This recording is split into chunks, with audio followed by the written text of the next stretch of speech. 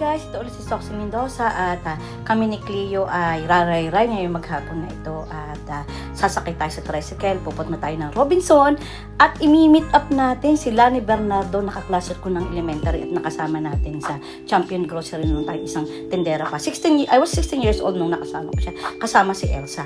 So nandito na nga tayo sa Robinson, iniintay na natin siya, hinahanap ko siya dito kasi ang sabi nitong friend ko na to from Italy, nasa bench daw siya. Ayan na nga! Halos lumukso ako sa tawa pagkakakita ko dito kay Lani. Kaklase ko siya mula grade 1 hanggang grade 6. Tapos naging tindera nga. At kasama din naman si Elsa. Nung gabi nga ay kami ay pumunta sa pailaw ni Mayor. Kasama ko dito si Bonek, si Aye, at saka si Cleo, si Rose, at saka si Elias. At ito si Elias ay hindi pumayag na hindi siya mag-video. Kaya paganiga na rin ang kuha ng aming camera. Upside down. Merong papunta dito. East, west, north.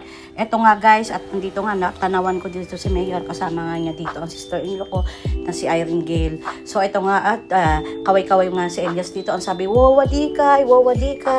So hindi rin kami masyadong nagtagal dito dahil umaambon ay kailangan namin umalis dito sa City Hall.